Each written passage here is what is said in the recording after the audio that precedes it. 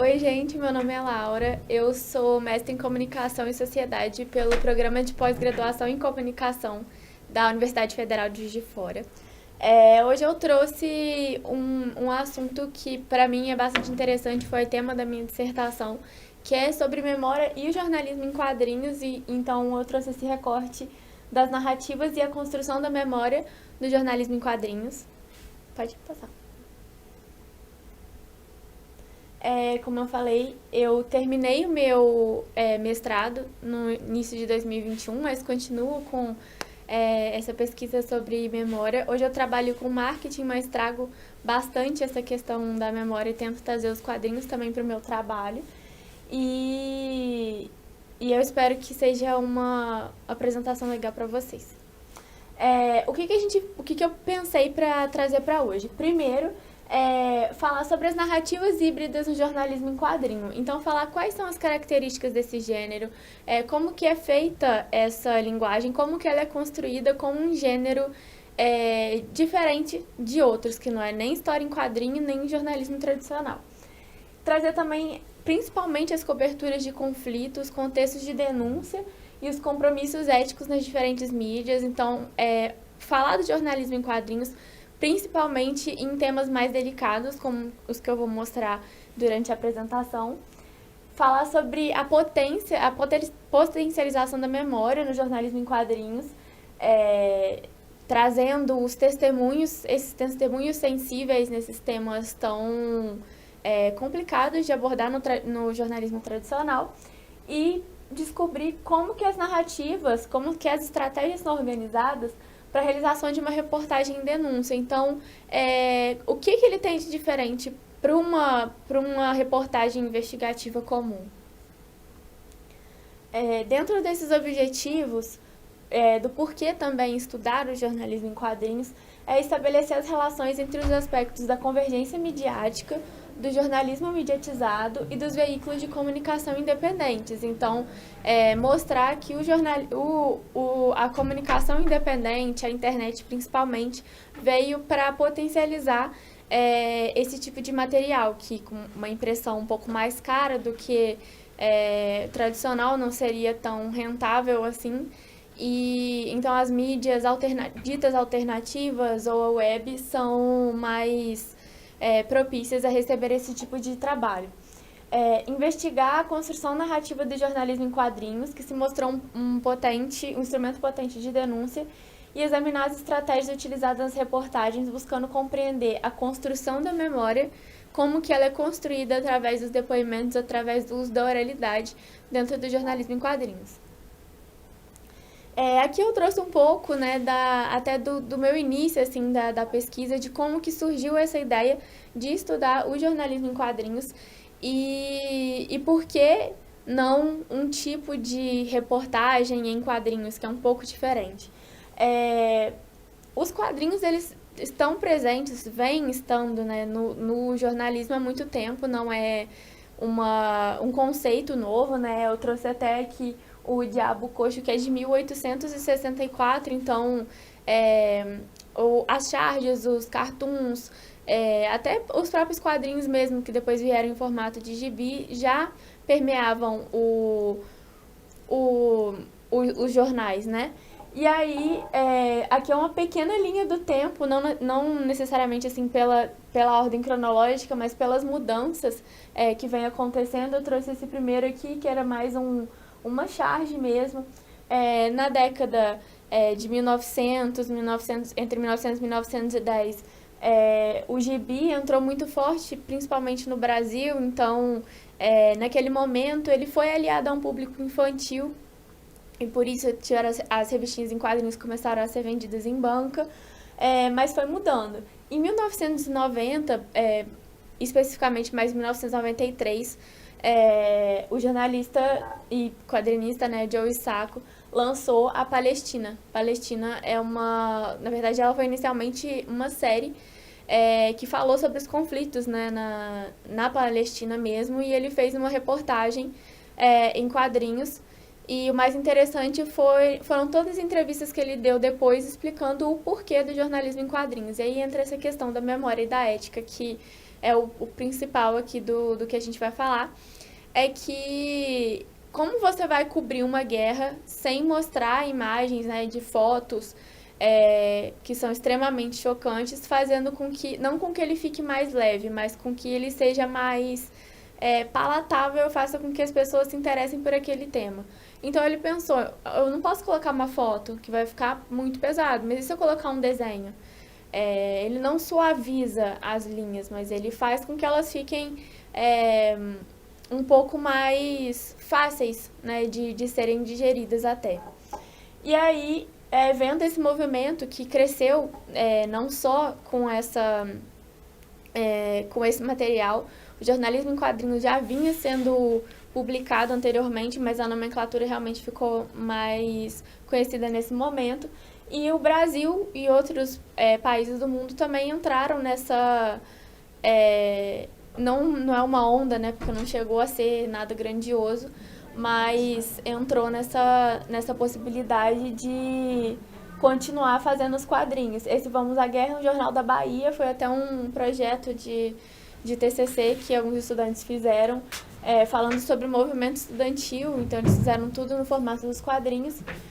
E esse último que eu trouxe foi um jornal italiano, que fez, na época da morte da Marielle Franco, fez uma edição especial do jornal, toda em quadrinhos, contando quem era Marielle Franco. E o mais interessante é que eles trouxeram muitos aspectos muito reais, assim, não só da morte dela, né, mas da vida dela. Reconstruíram a casa com os desenhos. O carro em que ela foi baleada foi totalmente reconstruído em desenho. Então eles trouxeram isso, levaram, né, na verdade, para a Itália, uma história de uma mulher que lá não era conhecida, e eles levaram isso através dos quadrinhos. E entrando agora no jornalismo em quadrinho como uma narrativa híbrida, tem 3 pontos que são muito importantes de entender, que é os quadrinhos como suporte para o jornalismo. Então, ele como um meio de fazer esse jornalismo investigativo e de denúncia acontecer, trazendo lá aspectos lá do novo jornalismo, aquela teoria mais do jornalismo e da subjetividade explícita na narrativa, e as formas de narrar que esse jornalismo em quadrinhos trouxe, que principalmente a autobiografia, a biografia e a narração.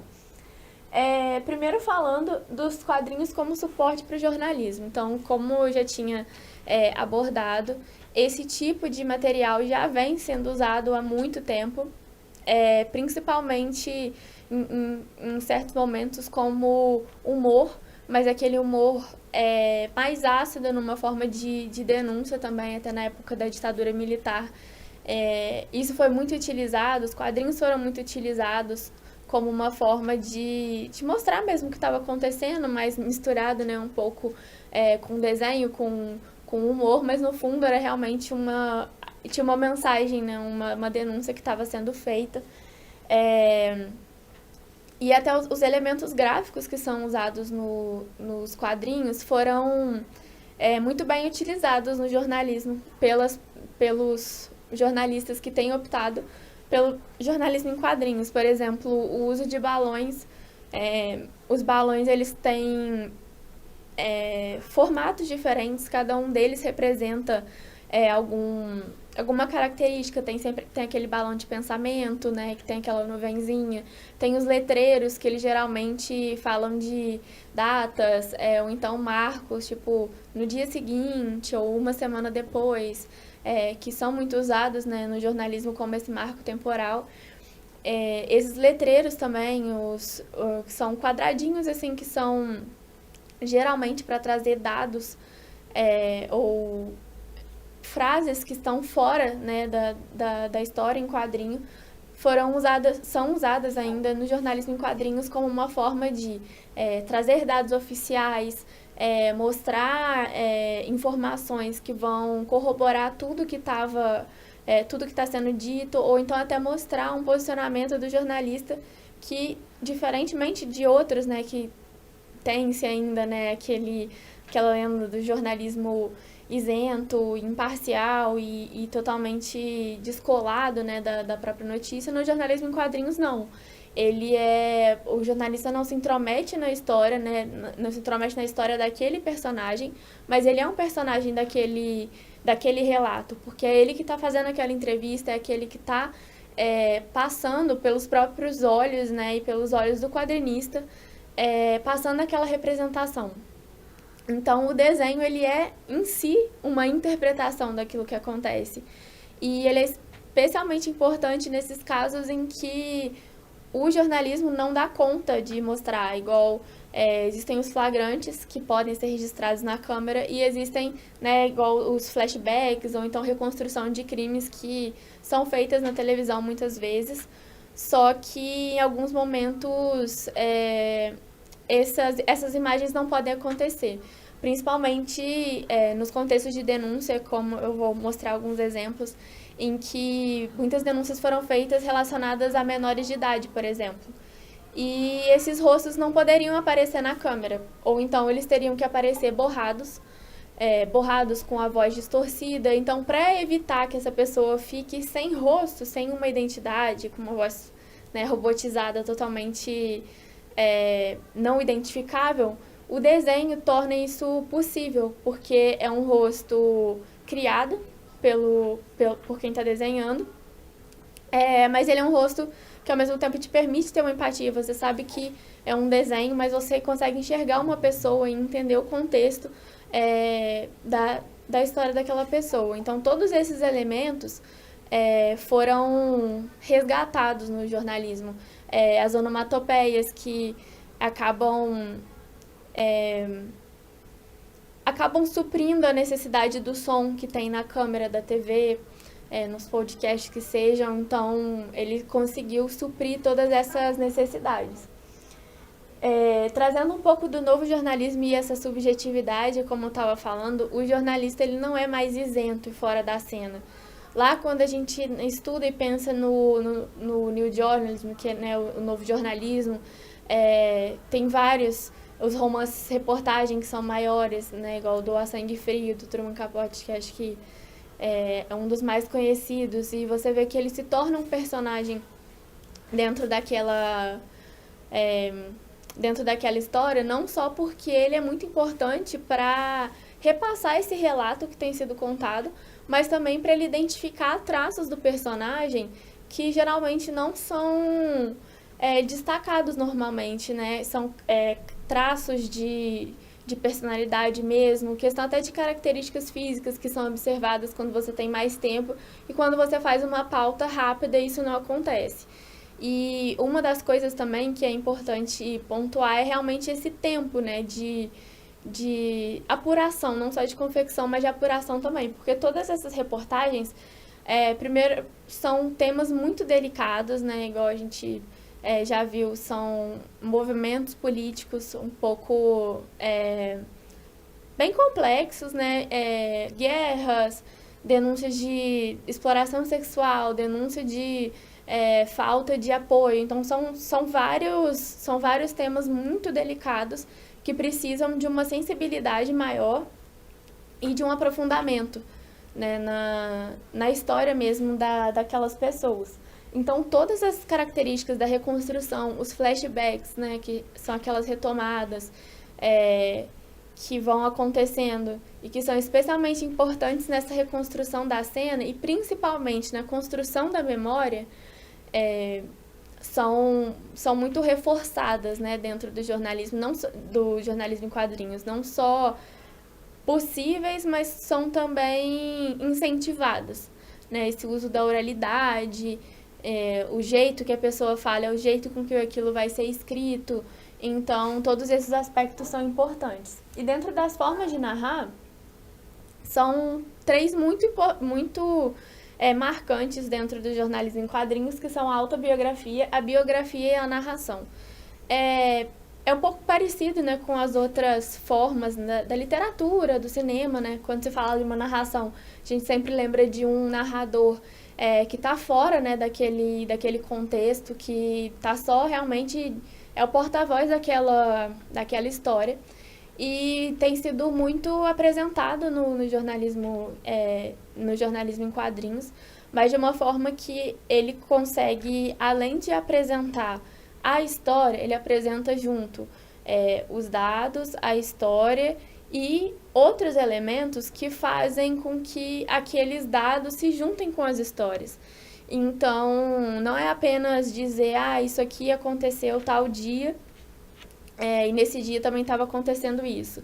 Então, é falar de todo um contexto maior, trazer a história de uma pessoa, trazer os motivos pelos quais as pessoas falam isso, igual eu vejo muito, né, nas reportagens.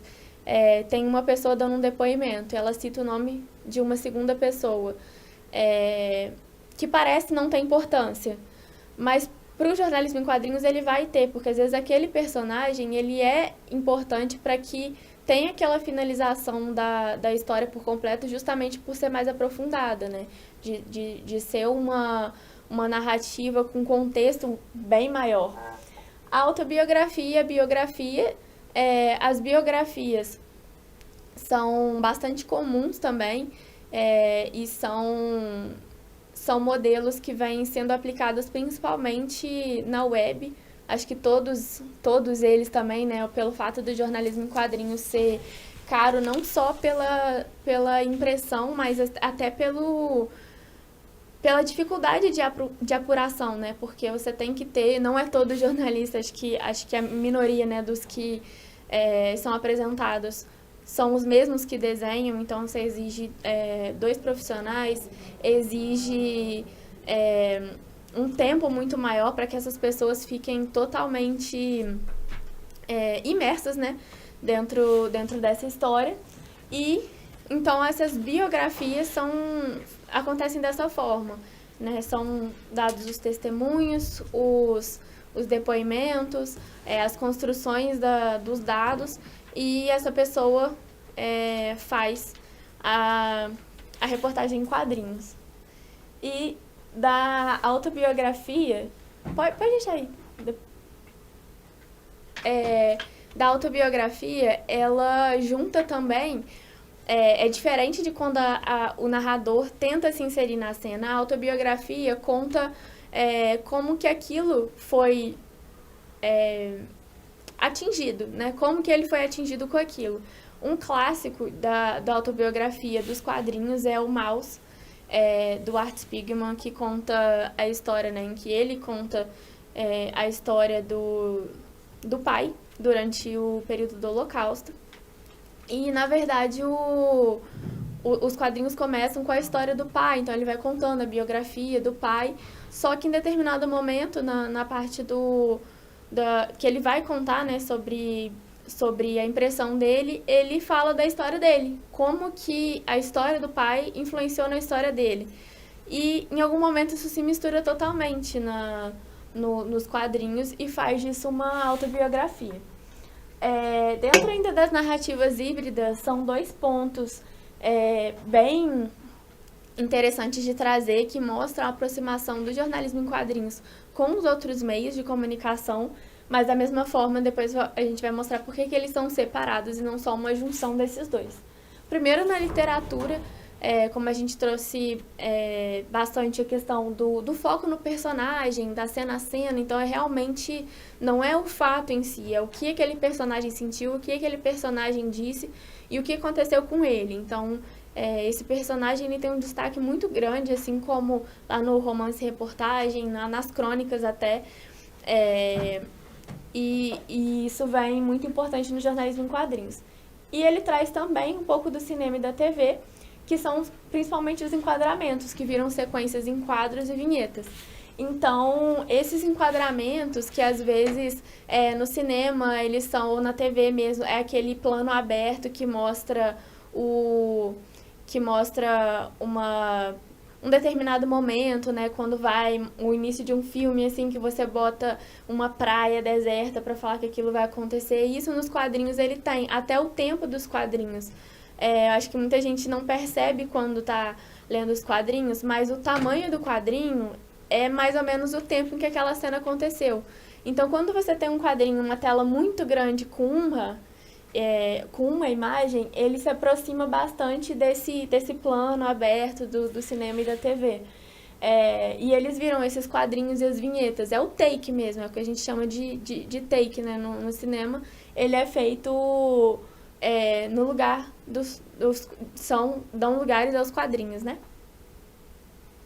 E o jornalismo em quadrinhos na rede, que eu acho que é fundamental a gente falar e pontuar que a rede, a internet, é fundamental para a disseminação desse jornalismo em quadrinhos. Primeiro porque ele tem um alcance muito, muito maior, apesar do público ser bem mais específico, não é o mesmo público que consome as notícias no Twitter rápido, então, pelo contrário, né, ele é bem mais aprofundado, ele é bem maior, mas ele tem essa possibilidade de ser ter uma divulgação gratuita, mas através, muitas vezes, de um financiamento coletivo. Como a agência pública, por exemplo, né, que é uma agência sem fins lucrativos, mexe muito com jornalismo investigativo e eles mexem bastante também, lidam bastante com esse financiamento coletivo.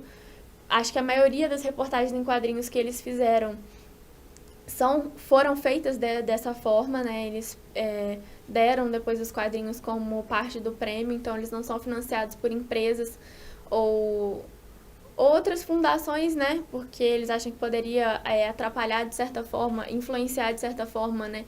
A apuração e o tipo de denúncia. Então, isso tudo entra dentro da possibilidade que a web abre para os quadrinhos.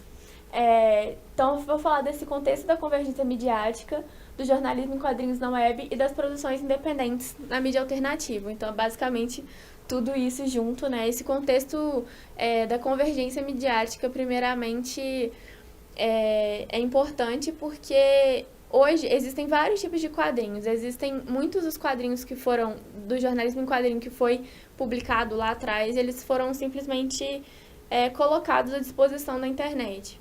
O que é ótimo, né? Ele entra também nesse tipo de divulgação, mas ao mesmo tempo existem outros quadrinhos que foram feitos já para esses moldes. Eu vou mostrar depois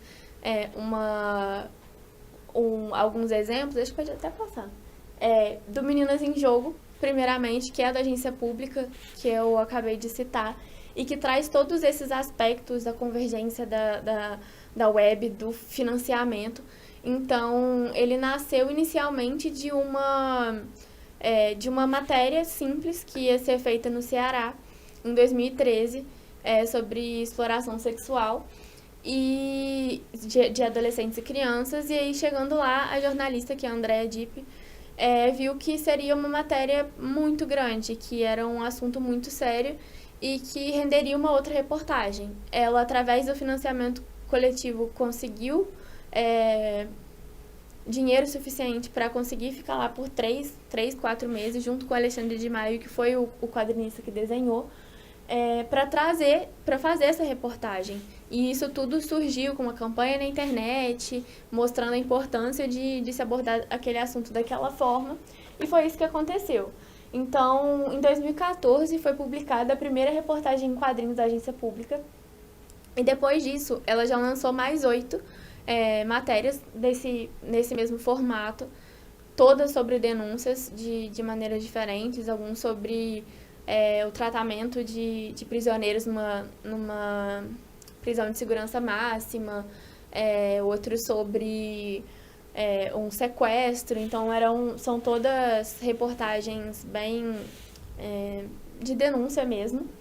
E essa série foi lançada em 12 de maio de 2014, um mês antes do início dos Jogos da Copa do Mundo, de 2014. Então, foi feita uma denúncia de que a exploração sexual de meninas, principalmente, mas de jovens, crianças e jovens no Ceará, tinha aumentado muito por causa da chegada, né, de estrangeiros, né, para assistir a Copa. E ela foi publicada pela própria agência, um mês antes da Copa acontecer. E mesmo com a possibilidade... A gente não consegue, né, ouvir os personagens falando, mas a gente consegue sentir toda a questão, né, dos sentimentos. Isso depende muito do repertório até, né, do próprio leitor. Vai pegar de um jeito, vai bater de um jeito, né, dependendo do que a pessoa viveu, do que ela tem medo. Então, mas assim, de qualquer forma, os desenhos buscam, através dos traços, passar esse tipo de mensagem. E os desenhos, eles mudam de acordo com a situação em que a personagem é mostrada. Todas as meninas que foram entrevistadas como vítimas, elas eram menores de idade. Então, por isso, o rosto delas não poderia aparecer na televisão, ou seria aquilo de aparecer borrado. Se fosse no jornal impresso também, ia ter só um nome trocado, ou então, e o asterisco, né, dizendo que o nome tinha sido trocado por uma questão de proteção. E aqui a gente consegue ver o rosto de uma das meninas, acho que ela tinha 13 anos na época, e ela tinha sido explorada. Ela vinha sendo explorada há muitos anos, e o rosto dela, dependendo do que ela estava falando, mudava o traço. Dá pra você ver que é a mesma pessoa, mas ela estava com traços diferentes. Em um dos quadros, que é o espaço, né, que a jornalista tem dentro do quadrinho, né, que é o quadrado ao invés do balão, que não é a fala dela, ela mesma falou. Enquanto falava, o rosto de Mariana, que é a menina, se transformava. Por vezes era uma criança pequena e assustada, por outras uma mulher experiente e amargurada. Então, é um reforço mesmo do que o quadrinista quis mostrar. E assim, mesmo se você não sentir, ela vai falar, olha, você pode não ter sentido isso, mas eu senti dessa forma. E isso é passado através do desenho do quadrinho. Dentro dessa reportagem, né, que a gente fala dos personagens, a que mais aparece é a própria jornalista. Então isso é um fato que geralmente não acontece, né, até quando vai mostrar uma entrevista, a não ser essas maiores, né, do Fantástico. Geralmente o jornalista nem aparece, é só a mão, o entrevistado, então nem ele mesmo aparece. E ela aparece com bastante frequência. Ela não é identificada pelo nome, mas é possível perceber, quem conhece ela consegue ver que é ela, né? Porque ela é desenhada de uma forma muito parecida como ela é mesmo, e o próprio quadrinista também fez isso com ele próprio. E os dois fazem essa narração, esse tipo de narração, como se eles estivessem lá no momento do fato, sendo que eles não estavam, eles estavam só na apuração. Aí, como eu trouxe, não sei se vocês conhecem a Andrea, ela tá nessa foto aqui, e tá nessas duas outras imagens. As tatuagens, eu reconheci pelas tatuagens, que eu já tinha visto ela uma vez. E as tatuagens são desenhadas perfeitamente, assim, pra mostrar que realmente era ela. E esse outro que tá lá no canto é o Alexandre de Maio, que é o quadrinista, que também se desenhou e também tem essa tatuagem. E é legal que toda vez que eles não... Que eles trocam os rostos, eles também avisam. Olha, essa pessoa aqui não é essa pessoa. Pode passar. Isso é uma coisa muito legal também, que foi possível, né, dentro dos quadrinhos. Foi desenhada uma parte no Google Maps que eles foram realmente mostrar como que era uma denúncia séria, que eles viram que no entorno do estádio do Castelão, em Fortaleza, quando você procurava no Google Maps, o próprio Google Maps mostrava que tinham meninas na rua, que elas estavam esperando por um programa. Então, eu borrei um pouco, né, o rosto, mas o Google Maps não faz isso, mas eu borrei um pouco o rosto, porque eu procurei. Falei, gente, será que é isso mesmo? Porque ele falou que tinha procurado e tinha achado. E eu fui lá e era isso mesmo. Então, assim, é muito perto do real. E são tipos de gatilho, tipos de pensamento que eu acho que normalmente não se tem. Tipo, vou procurar no Google Maps pra ver o que tem. Numa apuração rápida, isso jamais aconteceria. E um outro também que é bastante delicado, e foi até o meu tema da minha dissertação, chama As Quatro Marias. Ele está disponível online e gratuito na internet, é só procurar As Quatro Marias. E é uma reportagem, são 4 grandes reportagens, na verdade, sobre 4 mulheres reais que fizeram aborto no Brasil. As 4, a própria jornalista, né, que fez, e ela é quadrinista também, então ela fez os dois, ela justifica tudo, até o nome das meninas, e a questão da web entra muito forte nisso, porque existe uma página dentro do site para as reportagens, existe uma página para dizer por que existe uma página para cada uma, tem não é os bastidores, né, mas os rascunhos, que é como se fosse o bastidor, né, do jornalismo. Então, ele é extremamente completo, tem tudo. Aí pergunta, tem dados também sobre o aborto, tem não é nenhuma reportagem, mas um adendo importante sobre a falta de dados sobre o aborto no Brasil. Então, é muito completo por um tema muito complexo. Então, ela explica de por que Maria, porque todo mundo conhece uma Maria no Brasil. Então, poderia ser qualquer mulher do Brasil. E cada uma delas, cada uma dessas 4 mulheres, escolheu o próprio nome. Igual uma que fez um aborto legalizado, ela escolheu Maria dentro da lei. A outra que se apaixonou por um cara que teve uma história de romance, chamou Maria Julieta. Então, assim, elas que escolheram o próprio Maria o quê, né? E é legal que ela conta também a dificuldade de achar essas mulheres, porque você não pode botar num grupo de Facebook, olha, gente, tô precisando fazer uma matéria, alguém vai dar entrevista, porque ninguém vai dar. E ela falou, né, a questão do quadrinho deu a ela uma liberdade grande de realmente garantir para essas mulheres que elas não iam ser, que o rosto delas não ia aparecer. E principalmente elas foram desenhadas em preto e branco, são esses desenhos, né, que eu até trouxe aqui do lado. Eles são todos em preto e branco, são traços muito diferentes de traços reais, mas ao mesmo tempo você consegue identificar uma mulher, uma menina, que é a idade que eles vão mostrando, né? E, então isso são cenas tem muitas cenas muito pesadas, né? E eu lembro que na minha banca, quando eu estava apresentando isso, eram 3 mulheres, a minha orientadora, e 2 mulheres, e eu lembro que cada uma contou uma experiência completamente diferente, assim, de como que elas leram, porque uma conheceu uma mulher que perdeu o filho, então aquilo bateu pra ela, assim, de uma forma muito mais forte do que pra mim, por exemplo.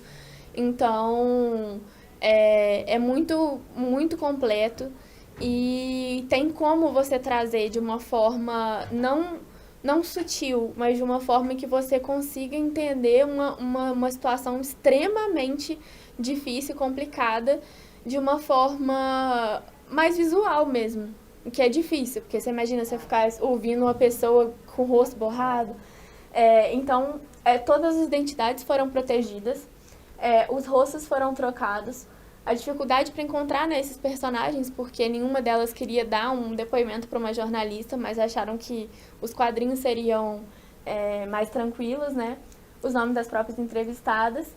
E as reportagens foram assinadas pelas próprias jornalistas. Em muitas reportagens investigativas, principalmente, tem matérias que não são assinadas, justamente por várias questões, né? Por medo, por uma denúncia ser do veículo, mas elas assumem todas. E isso foi um registro, né, que eu acho que é até um pouco difícil, assim, de mostrar qual que é o que, né?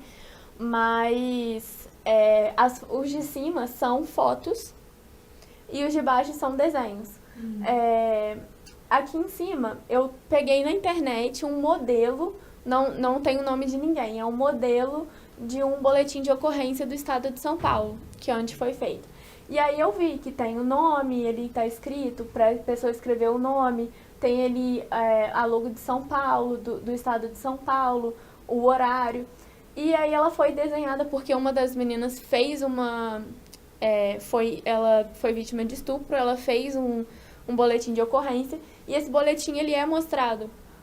Só que esse boletim ele é mostrado, ele é totalmente igual ao boletim. Só que ao invés do nome da pessoa, a data, a hora, o tipo de ocorrência, tem um X. Então, assim, o nome, dependência, aí tá, XX, datas, XX. Então, todas essas datas foram mantidas.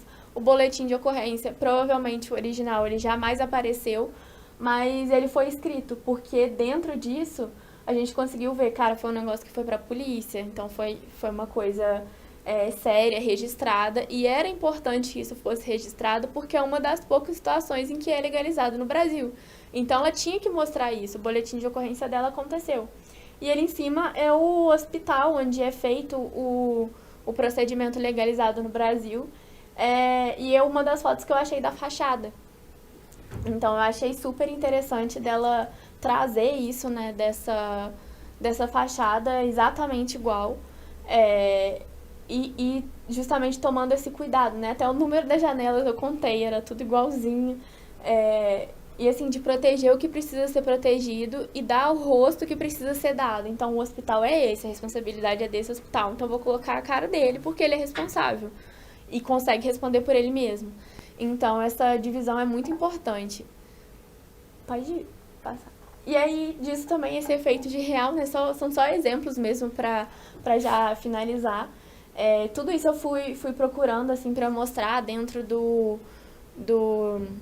quadrinho como que isso pode aparecer, né?